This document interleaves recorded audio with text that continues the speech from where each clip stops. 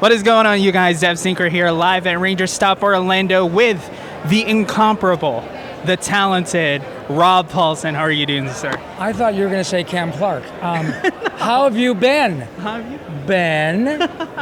I just wrote that. I'm fine.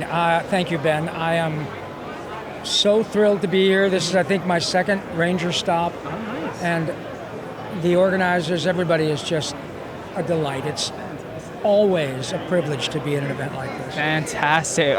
So you are here with the rest of your Ninja Turtle people. You guys have been on some a tour of sorts promoting the Ninja Turtles. How's that been going? Well, anytime you can work with people who are a handful of your very best friends ever in the world is a dream. Then when you do it because you're representing something like Ninja Turtles, and that franchise is bulletproof, Ben. It's not going anywhere. Yeah, no. And we're all still alive, which is very convenient. Yes. But it's just a gas. And this year, I think we've probably done 7 or 8 shows together, and it is never not impossibly wonderful. I can't put together enough superlatives. Anytime you have a privilege like this to celebrate your job, which in our case is essentially being in the happy business. Yes. And then we go home from these events exhausted from saying thank you.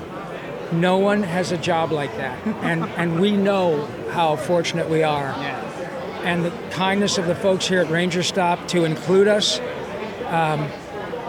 is really something. It don't get no better, as I say. Yeah, it's lovely. And we are so glad to have you guys here. But as you were saying, you get an opportunity to meet your fans and see how you've touched their lives.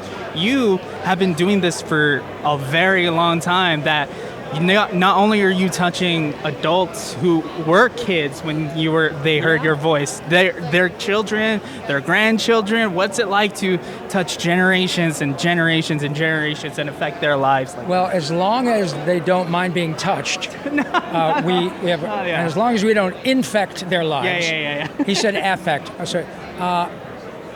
Well, again, it's a privilege for which we've all worked very hard. And yes, I've had countless experiences in which Grandma and Grandpa, Mom and Dad, and the kids all love Animaniacs, or Turtles, or Pinky and the Brain, or Jimmy Neutron, or The Tick, or Goofy Movie, whatever it is. It absolutely incredible. And honestly, I've been in Hollywood for 47 years and been profoundly fortunate. But until I started really doing a lot of conventions, then I had no real concept of how deeply these characters can connect with people, and often have gotten them through in really, really difficult times. I just had a young one 10 minutes ago get tearful, just saying I had a really miserable childhood, and her words essentially said, but for those cartoons, my childhood. So when I hear hello Nurse or Turtle Power or are you going to finish that croissant, she gets tearful, because in the context of her childhood, which was by her own admission a mess, these shows got her through it. And who am I to argue? I have been impossibly fortunate. My parents are gone, my siblings are still around, but I had a great childhood. I've had a ball in Hollywood, at which I finally moved to in 1978. These people, Renee, Townie, Cam, Barry, are 4 of my best friends in the world. Maurice LaMarche, the Brain, Tress McNeil, Dot, Jess Harnell, Wacko. I mean, Frank Welker, we all are dear friends. And to be able to do this with them, it's like winning the lottery.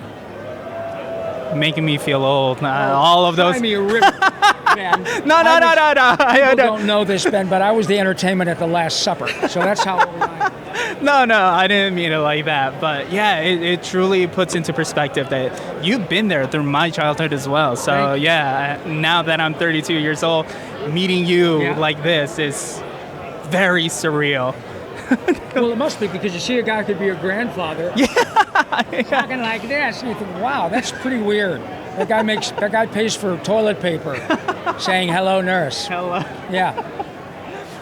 So in your going to conventions, meeting all of your fans, what is the one character that like people are surprised you've voiced for them? I think when people find out that I'm Carl, that kind of freaks them out, and I say, yeah, well, you should look at it from my side. It's just wonderful, and it's a lovely compliment to me. Yeah. Because not everybody knows who I am, and they shouldn't. I'm not a movie star. I don't draw them. I don't write them. The characters are famous. But somebody will come along with their friend and go, oh my God, you got to meet this guy. Oh, hi. I'm sorry, I don't know what you do. That's okay. And then they start looking at my table with all the characters. Oh my God, you were PJ in a Goofy movie? Yeah, I'll see you at the Leaning Tower of Cheesa. Oh my God. And crying.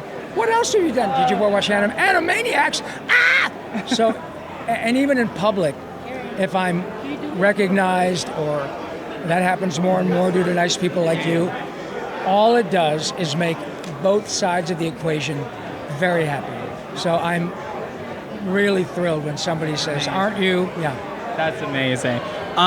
Real quick, I wanted to talk about Animaniacs. First of all, do you know your like impact in people's schoolings, like the countries of the world, presidents of the United States? You've helped me the states, yes. Well, You've helped.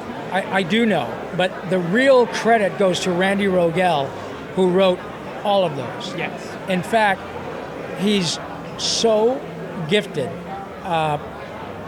I met him when we first started working on anime. He's like a brother. That Yakko's World was the first song he wrote for Animaniacs, and the first one I recorded. So from the beginning, the bar was really high. And if right out of the chute, you're doing Tunisia, Morocco, Uganda, Angola, Zimbabwe, Djibouti, Botswana. That song, that cartoon has become a seminal piece of American popular culture. It's a 2.5-minute little piece, and if you watch it, you could be from Turkey, you could be from Iceland.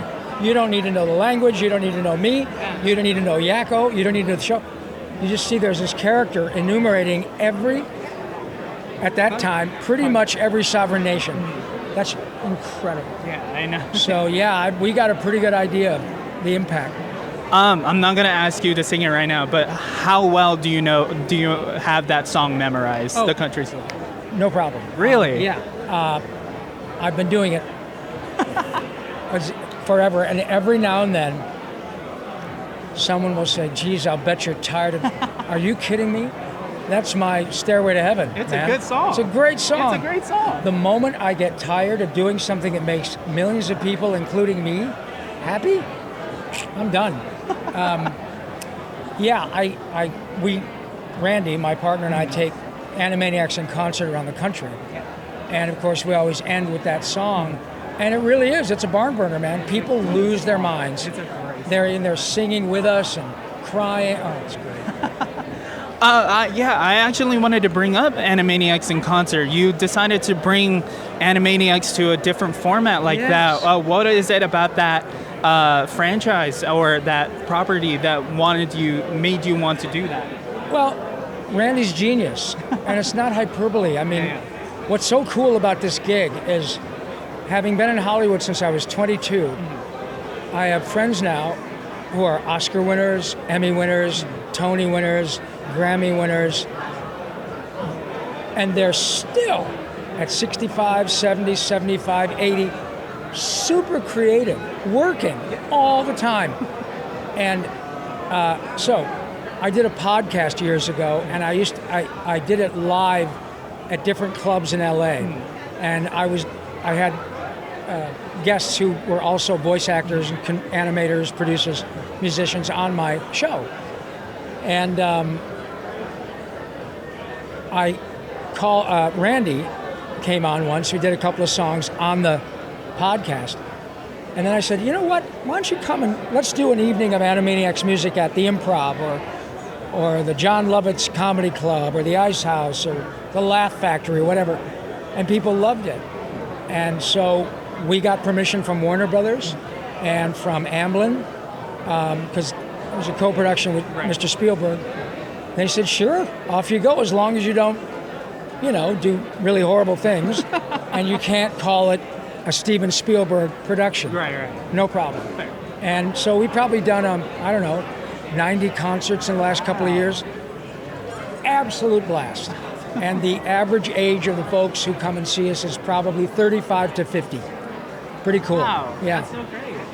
I wanted to get into your passion for voice acting specifically, because you teach classes. Like your website has like classes that people can sign up with. Why do you have such a burning passion for your job? It's because other people have the same passion, and I know what I'm talking about or singing about. Yeah. But what I offer, I don't have a syllabus with this regimented class structure for 2 weeks, 2 months, whatever. I do one-on-one coaching, and sometimes it's folks who just want their kids to talk to Yakko. Great, I don't care. But then most of it is actors who have decided they love doing theater, they've done a couple of TV shows, etc., but they really want to do animation because it's not dependent upon how you look. Yeah. And that's quite freeing for a performer, that you're not judged before you get the job by, could you be the husband of the woman they hire to be your wife? Could you be the father of the son? Yes. And I understand that. Yeah. But in this gig, it's just about being creative, unafraid to try anything, and the kindness of people to hire you. So because I still do it every week, I have great, authentic information from 45 years in Hollywood. And I can tell people what I've learned, what gets me the work, how I do what I do. Not to say, do this and you'll be like me. Right. But what happens is we learn from so many different people or institutions. You go to structured acting classes.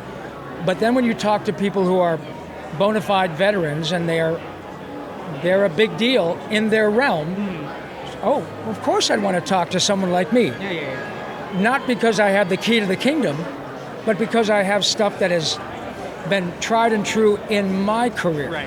And then what happens is you get to a point where you learn a little bit from Rob, a little bit from Tara Strong, a little bit from Nancy Cartwright. Then you do acting classes and you do on-camera stuff. And you say, let me go back and read that thing, what I wrote from Rob. Oh my God, okay, now I know what I'm going to do on this. Because they might have talked to me 3 years ago. Like, legacy aside, because you've voiced numerous of, like, iconic characters, Yakko Warner, Carl Wheezer, PJ.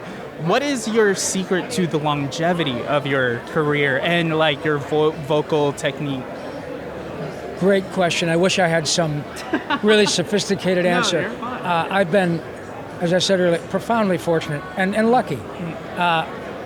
Luck is definitely part of the process. Once you get lucky and being able to deliver year after year after year, it's not luck. Right. And that is not self-aggrandizement. It's the same in any career. Right. You might get a lucky break. You decide you want to be a real estate agent. You get some crazy listing. Yeah. You sell it. People are really happy. Word of mouth gets. It's the same in Hollywood. Yeah. People go, wow, this guy on, the guy I'm working with on Mighty Max, he's pretty clever. I'm now writing my own show. I want Rob to read on this. I want Tom Kenny or all the other people who do this. And it's not an accident that we've been doing it a long time. So, the luck, but being prepared when you get your shot. Yes. And you will get one or more, but whether you capitalize on them, and it doesn't necessarily mean that you book the job. It means that you leave the audition where the casting director says, holy shit, Ben was great. Not exactly right for this project, but I'm going to put this guy in my Rolodex. And a year later, they might call your agent and say, please send Ben over because he killed that audition. And he's exactly right for this one. And then you get the job because you did a great job when you got a shot. And that is how that works. And not becoming arrogant. Yes. Not thinking you know it all. Yes. I'm smart enough to know that I don't know a lot, and I ask questions all the time.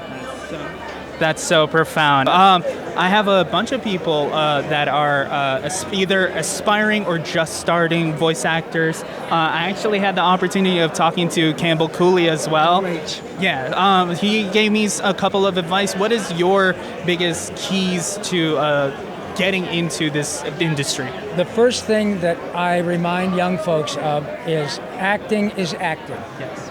And by that I mean whether you're doing theater, TV, music, or animation, improv is remarkably helpful.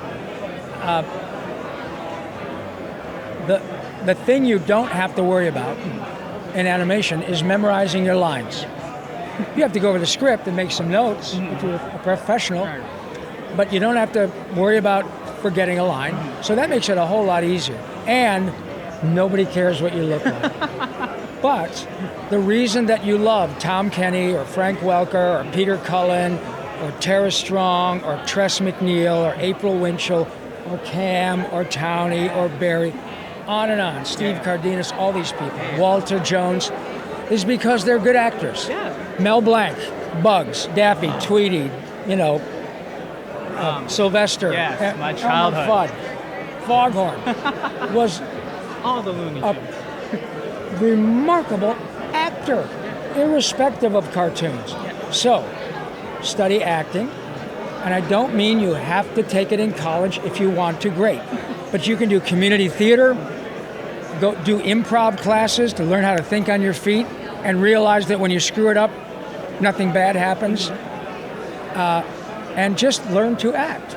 Also, people like me, Tara Strong, Nancy Cartwright, Bob Bergen, who's Porky Pig, and Charlie Adler, all these folks do online coaching specific to voice acting. But all of the people I've mentioned have done live theater, live theater, TV, movies, improv, live music, before they started doing cartoons. All of us. Maurice LaMarche was a stand-up comic for decades before he became the Brain. Jim Carrey does a lot of cartoon stuff, but he's a movie star. The point is, it's about acting. Any way you can, if you don't have a lot of money, get online and look for voice acting chat rooms. Bounce stuff off of one another. But it really ultimately is about acting. So don't be afraid to try all of it. Have fun and learn to be utterly unself-conscious. And by that I mean, I can talk to you all day like Carl. I don't need a freaking script or any of that bull sugar. But I slow down, I have a lazy L, and I don't even think like Rob when I start doing this. And when you can inhabit a character to the extent that you ostensibly become that character, and you improvise with words and sayings that Rob wouldn't say, or then you got something. Also, I'm almost 70. I've been doing this since I was 15, not in LA. But I grew up in Michigan, and I drove there, and I still live there. But just have fun, and don't be afraid to try stuff that you think is really stupid. I mean, I did a show called Coconut Fred, which is a bad ripoff of SpongeBob. I was a talking coconut. There you go. Last question. What's it like being so popular? Your lines have always been so loaded. Even at Rangerstop Orlando when I first met you, it was quite a line. Well, thank you. It's not false modesty. I'm good at my job, but I ought to be. You're good at your job, You've heard the phrase, a high tide raises all boats. Well, ladies and gentlemen, I have spent my career as a boat in a very high tide that consistently is raised by the high tide of the people I mentioned. Nancy Cartwright has been Bart for 35 years. Frank Welker is Megatron. He's the roar for Simba. He's still Freddy in Scooby-Doo since 1969. Still. So crazy. Peter Cullen is 84. He's been Optimus forever. He's been Eeyore forever. So when you work with people at that level, Tress MacNeille, Lorraine Newman, all they do is make me better. And remember, these shows aren't the Rob Paulsen show. It takes 180 people to make an episode of a show like Animaniacs. Yes. Every one of us are integral to the process. I'm the one that gets the glory and gets to talk to you. And it's a privilege. But I also get to go home and go to my friends who are animators, background artists, writers, producers, musicians, and say, you guys, you have no idea how much joy you bring to millions of people. Millions. And they say, really? Oh. You'd be surprised. And it is such a privilege to be able to go home and kind of be the messenger of really good news. Like, okay, work is slow right now. You'll get another job. It'll happen.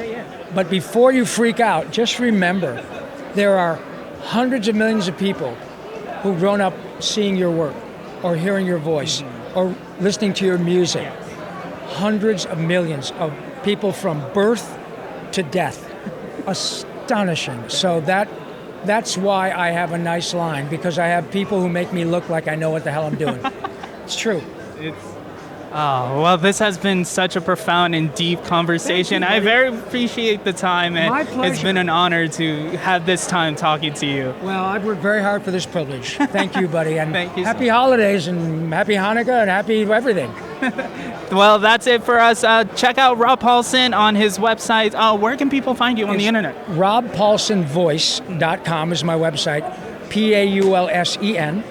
My Instagram is Rob_Paulsen. Facebook is Rob Paulsen Voice Actor. And TikTok is Rob Paulsen 311. So there you go. Is there 311 is my birthday. There was somebody else that always there named Robert Paulsen or something. Okay. So I did Rob Paulsen 311. Or you can pretty much turn on the TV And hear his or go to Me TV cartoons or Boomerang or any of that stuff, or look at your old DVDs and VHSs. I'm around. Yeah, just flip the channels and you'll probably hear his voice. Thank you guys so much. Thank you, Thanks, Mr. Paulsen. And we'll catch you guys on the next one. Nerf.